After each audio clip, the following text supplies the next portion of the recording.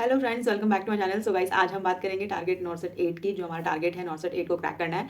तो वैसे ही जैसे आज मेरा डे 2 है, 103 डेज़ का चैलेंज है। हमें 103 दिन में अपनी अच्छे से प्रिपरेशन करनी है और अपना क्रैक करना है नॉर्सेट 8 को।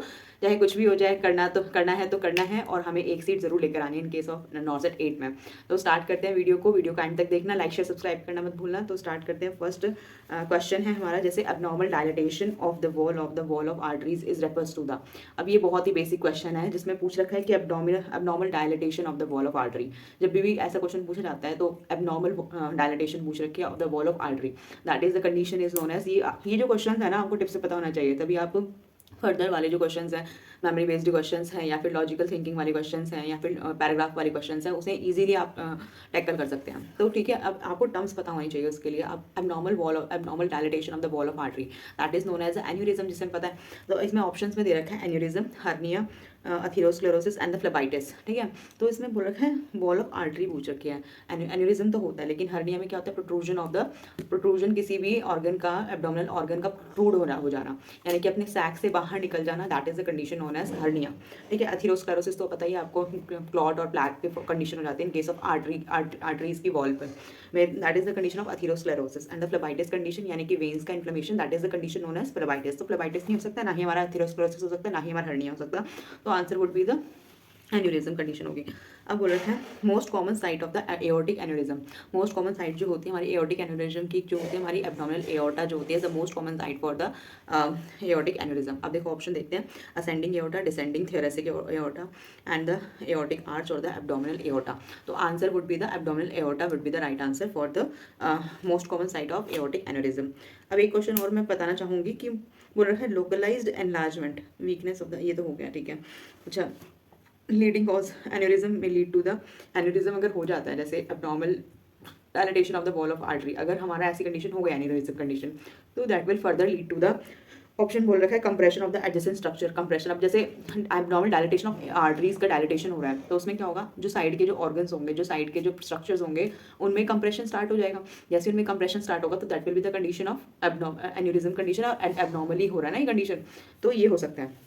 नेक्स्ट ऑप्शन है थ्रोम्बोसिस। थ्रोम्बोसिस का मतलब क्लॉट की फॉर्मेशन भी हो सकती है। ठीक है, या फिर हमारा रप्चर एंड हैमरेज हो सकता है, क्योंकि अगर ज़्यादा ही एब्नॉर्मल डायलेटेशन हो गया तो फिर क्या हो सकता है, रप्चर भी हो सकती है वो आयोटा, या फिर हमारा हैमरेज कंडीशन भी हो सकती है, यानी कि ब्लड लॉस भी हो सकता है, क्योंकि अगर रप्चर होगी तो ब्लड लॉस तो होना जरूरी है। और फोर्थ ऑप्शन है ऑल ऑफ दीज। एन्यूरिज्म में further lead to the atherosclerosis cause कर सकता है, थ्रोम्बोसिस कॉज कर सकता है, ये compression of the adjacent structure cause कर सकता है, और रप्चर ऑफ हैमरेज कॉज कर सकता है। All of these will be the answer right होगा। ठीक है, अब बोल रखा है नेक्स्ट क्वेश्चन है, अब बोल रहा है primary most important lifestyle modification that the nurse need to educate the client with the Raynaud's disease.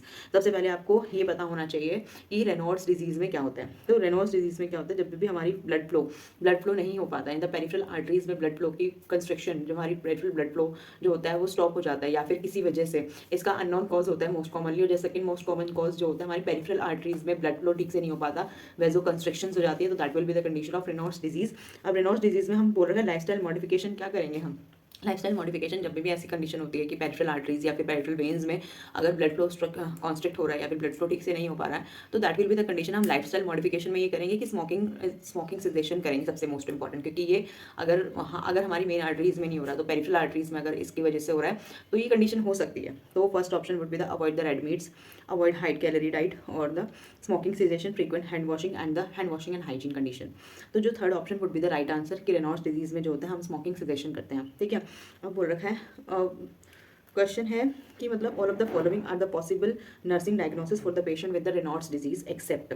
हम क्या नहीं होगा, देखो जब भी हमारा रेनॉल्ड्स डिजीज कंडीशन होती है तो हमारे पेरिफेरल आर्टरीज में, पेरिफेरली जो हमारी वेन्स और वो होती है, तो उसमें क्या हो जाता है, ब्लड फ्लो स्टॉप हो जाता है, तो फिर क्या होता है, पेशेंट को इम्पेयर्ड स्किन इंटीग्रिटी हो सकती है। ठीक है, एक्सेप्ट पूछ रखा है क्वेश्चन, बी ऑप्शन है इनफेक्टिव ब्रीदिंग पैटर्न हो सकता है, अक्यूट पेन होगा, इनफेक्टिव रोल परफॉर्मेंस। देखो अक्यूट पेन होगा क्योंकि ब्लड फ्लो ठीक से नहीं हो रहा, तो वहाँ पे उनको चस्टिस, मतलब जैसे वैसी कंडीशन होगी जब ब्लड फ्लो नहीं हो पाता तो ऐसा लगता है वो ब्लड फ्लो ठीक से नहीं हो पा रहा तो ऐसा लगता है हाथ सो गया, तो वैसी कंडीशन होती है रेनॉल्ड्स डिजीज में। ठीक है, ब्लड फ्लो ठीक से नहीं हो पाता उसमें, तो उसमें पेशेंट को पेन भी होगा। ठीक है, इनफेक्टिव रोल परफॉर्मेंस यानी कि हाथ से कुछ काम नहीं करा जाएगा क्योंकि ब्लड फ्लो ठीक से नहीं हो पा रहा है, जिसकी वजह से क्या होगा, ठीक से जो भी हैंड्स मूवमेंट होगी, हैंड्स रिलेटेड वर्क होगा, जैसे कुछ भी हाथ से ही होता है सारे काम तुम्हारे, तो उसमें उनके रोल परफॉर्मेंस में इनफेक्टिव होगा।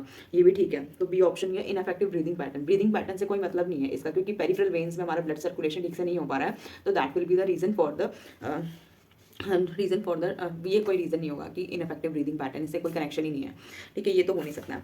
अब नेक्स्ट क्वेश्चन है, the condition in which the cramping pain in the legs is introduced by the exercise typical causing by the obstructions of the arteries is known as the.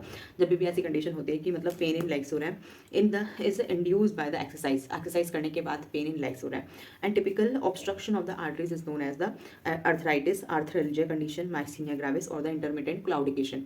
तो इसमें जो option जो होगा intermittent claudication होगा, it is the condition known as a thromboangiitis obliterans और the bruiser disease condition में देखने को मिलता है। पेरिफेरल आर्टरीज में भी इसमें ऑब्स्ट्रक्शंस हो जाते हैं। इसमें आर्थराइटिस कंडीशन तो नहीं हो सकती, arthritis condition is a joint में इन्फ्लेमेशन को कहते हैं, तो ये वाली कंडीशन तो नहीं हो सकती। आर्थ्रैल्जिया कंडीशन जॉइंट पेन को ही कहते हैं।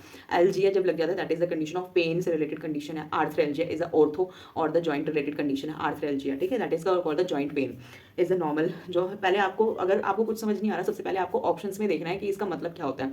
अगर आपको मतलब ही पता है तो सारे ऑप्शंस को नेग्लेक्ट करने के बाद आप एक राइट ऑप्शंस को चूज कर सकते हैं। तो अगर आपको किसी से भी आइडिया नहीं मिल रहा है तो आपको ये ट्रिक अपनानी है, कैसे एमसीक्यू को सॉल्व करना है, इस तरीके से एमसीक्यू सॉल्व करना है। अब डी ऑप्शन है माइस्थीनिया ग्रेविस, तो बिल्कुल भी नहीं हो सकता, ठीक है, तो C option would be the intermittent claudication with be the answer. अब नेक्स्ट ऑप्शन है emergency management of angina. Angina के टाइम पे हम क्या करते हैं, एंजाइना के टाइम पे हम कौन सी इमरजेंसी ड्रग मैनेजमेंट करते हैं, एस्पिरिन देंगे, एडीआर देंगे या डोपामिन देंगे, या फिर हम क्या देंगे, एंटीजी देंगे। एंटीजी इज नाइट्रोग्लिसरिन। तो सबसे पहले जब भी एंजाइना कंडीशन होती है तो हम एंटीजी देते हैं, बिना हम क्या देते हैं 3 टाइम्स देंगे, एवरी 5 मिनट्स में देंगे, एवरी 5 मिनट्स में 3 टैबलेट्स देते हैं ना एंटीजी की, for the relaxation of the, क्योंकि एंटीजी जो होता है नाइट्रोग्लिसरिन इज अ वेजोडाइलेटर्स होते हैं। वेजोडाइलेटर्स क्योंकि जब भी एंजाइना कंडीशन होती है तो हमारी जो वेजल कंस्ट्रक्शंस बहुत ज़्यादा कंडीशन में होती है, जिसकी वजह से ब्लड फ्लो ठीक से नहीं हो पाता है। जब वेजो कंस्ट्रक्शन होती है, जो ऊपर से हम क्या करते हैं, एंटीजी अगर हम ले रहे हैं तो वेजोडाइलेटर्स कंडीशन होती है। वेजोडाइलेटर्स अगर हम लेते हैं तो क्या करते हैं, ब्लड फ्लो को डायलेट कर दिया और ईजी ब्लड फ्लो को मूव कर दिया, यानी कि हमारा प्रमोट कर दिया। तो इसलिए हम क्या करते हैं, एंटीजी को लेंगे, और एंटीजी को कैसे लेते हैं, एंटीजी को 3 एंटीजी टैबलेट्स जो होते हैं, 3 टैबलेट्स लेने के लिए बोलते हैं, एवरी 5 मिनट्स में लेने के लिए बोलते हैं। फिर उसके बाद जो पेशेंट को रिलैक्सेशन होता है और फिर उसके बाद फर्दर प्रोसीजर्स करने के लिए कहते हैं, ठीक है। तो अब बोल रखा है नेक्स्ट ऑप्शन है nitroglycerin belongs to the dash group of the drugs. जो नाइट्रोग्लिसरिन हमें पता है, nitroglycerin it is the vasodilators condition होती है। अगर पेशेंट को वेजो कंस्ट्रिक्टर कंडीशन, क्योंकि at the time of emergency condition angina क्या होता है, क्यों चेस्ट पेन हो रहा है, चेस्ट पेन क्या हो रहा है, ब्लड फ्लो नहीं हो पा रहा है। ब्लड फ्लो क्यों नहीं हो पा रहा है, क्योंकि वेजो कंस्ट्रिक्शन कंडीशन है। इसलिए हम क्या करते हैं, इमरजेंसी कंडीशन में पेशेंट जब भी एंजाइना कंडीशन में होता है तो पेशेंट को हम क्या देते हैं, वेजोडाइलेटर्स देते हैं। वेजोडाइलेटर्स इज द नाइट्रोग्लिसरिन, और nitroglycerin it is a group of the vasodilators condition में आता है, तो A answer would be the right answer, ठीक है। अब बोल रखा है नेक्स्ट ऑप्शन जो है common side effect of the nitroglycerin include. Nitroglycerin का जो कॉमन साइड इफेक्ट क्या होता है, इट इज अ हेडेक होता है। मोस्ट कॉमन हेड जो साइड इफेक्ट होता है जब भी इमरजेंसी ड्रग्स अगर आ जाती है, मैं इमरजेंसी ड्रग्स पे भी आप क्वेश्चन बनाऊंगी तो उसको जरूर देखना आप। तो इसमें बोल रखा है most common side effects of the nitroglycerin. Most common side effect जो होता है हमारा हेडेक होता है। हाई ब्लड प्रेशर तो हो ही नहीं सकता, क्योंकि ये क्या करते हैं, ब्लड प्रेशर को कम करती है, क्योंकि ये क्या करती है, वेजोडाइलेटर्स हैं। क्योंकि पहले से वेजो कंस्ट्रक्शन क्या करती है, वेजो डायलेट करती है और उसके बाद ब्लड प्रेशर को रिड्यूस करती है, हाई से लो करती है, ठीक है। और शॉर्टनेस ऑफ ब्रेथ तो करेगी नहीं, शॉर्टनेस ऑफ ब्रेथ तभी होती है जब वेजो कंस्ट्रक्शन कंडीशन होती है, ब्रोंको कंस्ट्रक्शन कंडीशन होती है, तब करते हैं, तब होती है। कॉन्स्टिपेशन तो करेगा नहीं है, ठीक है। अब बोल रखा है नेक्स्ट ऑप्शन क्वेश्चन एक जरूर, ये क्वेश्चन मोस्ट इंपॉर्टेंट है, इसको मैं जरूर बताना चाहूँगी कि which among the following correct way to administer the nitroglycerin. Correct way to administer the nitroglycerin को हम कैसे एडमिनिस्टर करते हैं, सबसे इंपॉर्टेंट क्वेश्चन, मेरे को सबसे मोस्ट इंपॉर्टेंट क्वेश्चन मुझे लगता है। आपको क्या करना है, जब भी आपको देखते हैं घर में भी अगर देखते हैं कि पेशेंट को अक्यूट चेस्ट पेन हुआ है, पेशेंट से सांस नहीं ली जा रही है, it is the primary symptoms of the acute chest pain, for that is the condition known as angina. तो एंजाइना वाली कंडीशन में आपको क्या करना है, नाइट्रोग्लिसरिन जो होती है हमारी, वो क्या होती है, वेजोडाइलेटर्स होती हैं, और वेजोडाइलेटर्स जो होती है हम क्या करेंगे, 3 टैबलेट्स देंगे फॉर द नाइट्रोग्लिसरिन, और उसको क्या करेंगे एवरी 5 मिनट्स के बाद में देंगे उसे, so that to prevent the जितने भी उसके साइलेंट सिम्टम्स जो हैं उसको उसके वो क्या हो जाए, डिमिनिश हो जाए और उसका मेंटेन हो जाए ब्लड फ्लो, और उसका जो नॉर्मलाइज हो जाए उसका ब्लड प्रेशर, ठीक है। तो इसमें हम 1 टैबलेट्स और the spray every 5 minutes up to the 3 times, और कॉल करेंगे एम्बुलेंस को if the pain is not completely relieved, ठीक है। पेन रिलीव हो जाएगा 3 टैबलेट्स में, मोस्ट कॉमनली हो जाता है। अगर pain is not relieving then we should call the ambulance and contact to the our physician, जो भी हमारे फिजिशियन है, डॉक्टर्स के पास जाएंगे सबसे पहले, ठीक है। ये सारे क्वेश्चंस थे, तो इसको अच्छे से करना है। जो भी आपको डाउट लगते हैं, कोई भी आपको डाउट लगता है तो आपको कमेंट सेक्शन में डाल सकते हैं। वीडियो को एंड तक देखा करो। अब कोई भी अगर आप एमसीक्यू सॉल्व कर रहे हो तो एमसीक्यू सॉल्व करने की टेक्निक बार बार आप एमसीक्यू सॉल्व करते हो तो हमें पता चलता है कि हमारी क्या गलती हो रही है, क्या नहीं हो रही है। अपनी गलतियों से सीखना है बस आपको। मैं ये नहीं कह रही कि आपको एक दिन में अपने सारी चीज़ें खत्म करो, सारा सिलेबस कंप्लीट करो, लेकिन इतना करो कि आप इफेक्टिव हो और आपके लिए प्रोडक्टिव चीज़ें हो, सो दैट कि आपका जो कॉन्सेप्ट है वो क्लियर हो जाए, और जितने भी एमसीक्यूज है आपको सब चीज़ क्लियर हो। अपने सब चीज़ें क्लियर करते चलो, ये नहीं कि भगाना है, अपने आप को भगाना नहीं है, आपको रेस में जीतना, आपको ही करना, अपने कॉन्सेप्ट को क्लियर करना है, क्योंकि नॉर्सेट जो होता है वो कॉन्सेप्ट मांगता है, आपके कितने कॉन्सेप्ट क्लियर हैं। ठीक है, अपने कॉन्सेप्ट पे ध्यान देना है, ठीक है? चाहे कितना टाइम लग रहा है, it it should be time taken, होना चाहिए टाइम टेकन, लेकिन इतना भी नहीं। टाइम लगाओ लेकिन अच्छे से लगाओ, अगर टाइम लगा रहे हो तो अच्छे से लगाओ। आपको पता है ना कि आपका एम यही है कि नॉर्थ क्लियर करना है हमें, तो नॉर्थ अगर क्लियर करना है तो इस तरीके से आपको पढ़ना होगा कि आपके कॉन्सेप्ट भी अच्छे से बने और अच्छे से रैंक आए। तो मैं यही चाहती हूँ, and all the very best, thank you for listening me.